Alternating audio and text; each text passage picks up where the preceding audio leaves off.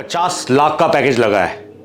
अब इसमें फिक्स क्या है, वेरिएबल क्या है, बोनस क्या है, रिटेंशन क्या है, ईसॉप्स क्या है, ये जब आपका ऑफर लेटर आता है ना, इसमें सारी चीजें लिखी होती हैं। वेरिएबल कितना मिलेगा, क्या 50 लाख का मतलब है हर महीने 4 लाख रुपए इन हैंड आएंगे? ये बहुत सारे सवाल फ्रेशर्स के दिमाग में हैं। आज जानते हैं इस वीडियो में कि इसको डाइसेक्ट कैसे करें, एक्चुअल कंडीशन क्या है मार्केट की और आपको मिलेगा क्या, आपको पूछना क्या है, मार्केट में जो जॉब्स लग रही हैं वो कहां लग रही हैं। इस सब को जानने के लिए पूरी वीडियो देखिए और समझते हैं कि 2023 में एमबीए प्लेसमेंट्स चल कैसी रही हैं। सबसे पहली बात, जब फ्रेशर्स में को जो ऑफर लेटर मिलता है ना, हर कंपनी के अलग अलग ऑफर लेटर होते हैं। और अगर हम एक बड़ी कंपनियों की, स्ट्रक्चर्ड कंपनियों की बात करें, एमएनसीज की बात करें, कंसल्टिंग फर्म्स की बात करें, ई कॉमर्स जैसी कंपनियों की बात करें, इसमें आपको फिक्स्ड वेरिएबल होगा। लगभग पहले साल 50 से 60% होता है, उसमें वेरिएबल होगा जो 20 से 30% होगा। एक बहुत बड़ा कंपोनेंट होता है जो ज्वाइनिंग बोनस होता है, जो कि आपको सिर्फ पहले साल मिलेगा, सिर्फ फर्स्ट ईयर मिलता है। अगेन कुछ कंपनियां अलग भी कर सकती हैं। उसके बाद सेकेंड ईयर ऑनवर्ड्स आपको रिटेंशन बोनस मिलता है, लेकिन वो भी शायद 1 या 2 साल होगा। तो मान लीजिए 50 लाख की अगर जॉब है, 30-32 लाख का फिक्स्ड है, 8-10 लाख का वेरिएबल है, 10-12 लाख के आसपास का joining bonus and retention bonus है। Over a period of next 2 years आपका जो टोटल सीटीसी है ना, वो 50 नहीं होगा। अगर कंपेयर करें तो लगभग 32, 34, 36 के आसपास होगा। ठीक है, तो ये आपको ये देखना जरूर है कि आपके कंपोनेंट में क्या चीज कितनी है।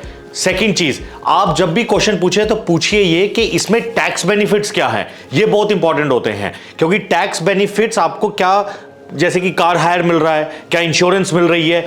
कई बारी कंपनी सीटीसी में ही ऐड कर देती हैं, कई बारी कंपनीज उसके बाहर रखती हैं। अगर ऐड कर देती है तो सीटीसी बड़ा हो जाता है, अगर उसके बाहर रखती हैं तो ये आपको एडेड एडवांटेजेस मिलती हैं। ठीक है, ये रहे अब आपके सीटीसी के बारे में। अब आपको रिपोर्ट पढ़ना है। हर कॉलेज एज अ प्रोसेस एक ऑडिटेड प्लेसमेंट रिपोर्ट निकालता है, उसमें बहुत सारे नंबर्स होते हैं। किन नंबरों पे ध्यान रखना है? पहला, कितना परसेंटेज प्लेसमेंट है। ठीक है, ये बहुत सिंपल नंबर है। जितने बच्चे थे, 100 बच्चे थे, 50% प्लेसमेंट, 70% प्लेसमेंट, 80% प्लेसमेंट, इतने बच्चों का प्लेसमेंट हो गया है। Second, average salary and median salary.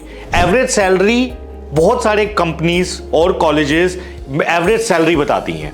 अब होता क्या है कि यहां पे आपने देखा होगा बहुत सारे इंटरनेशनल ऑफर्स होते हैं। अब इंटरनेशनल ऑफर मान लीजिए $100,000 का है, आज की डेट में डॉलर 85 के आसपास है। तो वही जॉब जो आज से 2 साल पहले $100,000 मान लीजिए 70 लाख का था, वो अब 85 लाख का हो गया। Same role, same company, same job, लेकिन एवरेज में जब प्लेसमेंट रिपोर्ट निकलती है तो इंडियन वैल्यू में वो ऐड हो जाता है, जिसके कारण एवरेज बढ़ जाता है।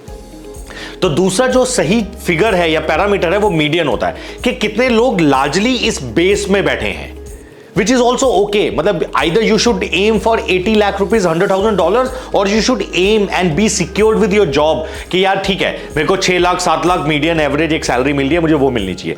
थर्ड, कितने ऑफर्स पर कैंडिडेट मिल रहे हैं। That is also good parameter to see कि यार ये जो कॉलेज है यहां पे एक अच्छी प्लेसमेंट हो रही है, कि आपको एक जॉब ऑफर तो सिक्योर हो गया है, क्या मेरे को दूसरा मिलने का चांस है। यहां पे बहुत सारे कॉलेजेस ड्रीम ऑफर की अपॉर्चुनिटी देती हैं कि आप अपनी एक ऑफर ले लीजिए, अब उसके बाद अपनी कुछ 5 कंपनीज या 5 सेक्टर्स शॉर्टलिस्ट कर लीजिए। अगर इसमें कोई कंपनी आएगी, वो ड्रीम ऑफर है, उसमें आपको बैठने का मौका मिलेगा, आप वो ले सकते हैं। एप्पल हो सकता है, बैंक हो सकता है, सबकी अपनी अपनी प्रेफरेंस है। ठीक है, ये बात रही प्लेसमेंट रिपोर्ट्स को पढ़ने का। अब सबसे इंपॉर्टेंट देखिए, हर बार सीजन के हिसाब से प्लेसमेंट स्टैटिस्टिक्स बदलते हैं। जो लोग 2008 और 9 में ग्रेजुएट हुए थे, उस टाइम पे ग्लोबल डिप्रेशन था, उनका प्लेसमेंट बहुत अलग था। जो 2014 और 15 में ग्रेजुएट हुए, वो पीक पे ग्रेजुएट हुए थे, उस समय मार्केट पीक पे चल रहा था। जो 2022 में हुए, जबकि कोविड के बाद वाला समय था, अच्छी प्लेसमेंट्स हुई हैं और वो अभी भी कैरी फॉरवर्ड हो रहा है इन सम सेक्टर्स।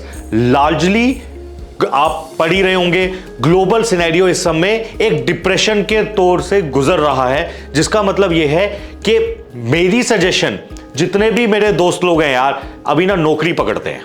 नौकरी पकड़ते हैं, करियर स्टार्ट करते हैं, क्योंकि सिचुएशन जो पिछले 8 महीने पहले भी मैंने सिमिलर वीडियो किया था, उस समय माहौल अलग था।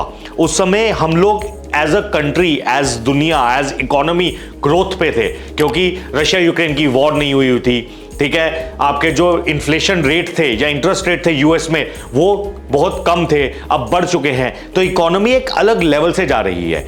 तो बहुत सारी ग्लोबल कंपनीज इस समय हायर नहीं कर रही हैं। तो जो अच्छे कॉलेजेस हैं, जहां पे फर्स्ट डे आपको लार्ज कंसल्टिंग फर्म्स या लार्ज ग्लोबल फर्म्स आती थी, वो नहीं आ रही हैं। इंडियन फर्म्स हायर हो रही हैं। इंडियन फर्म्स डिफरेंट रोल्स में हायर कर रही है। सो अपॉर्चुनिटी अब आपको ये देखनी है कि क्या मुझे एक पर्टिकुलर कंपनी में जाना है या एक पर्टिकुलर सेक्टर में जाना है। हमेशा अगर प्रेफरेंस मिले तो शायद चूज करो पर्टिकुलर सेक्टर में जाने का, क्योंकि सेक्टर में जंप करना ईजी होता है। आज की डेट में again FMCG, telecom, insurance, internet companies, e commerce companies, banking, again India centric जितनी भी जॉब्स हैं, जितने भी प्रोफाइल्स हैं, वहां पे जॉब्स एंट्री लेवल फ्रेशर्स के लिए बिल्कुल भी इंपैक्टेड नहीं हुए हैं। अगर कुछ इंपैक्ट हुआ है तो वो global companies and high salary वाला इंपैक्ट हुआ है।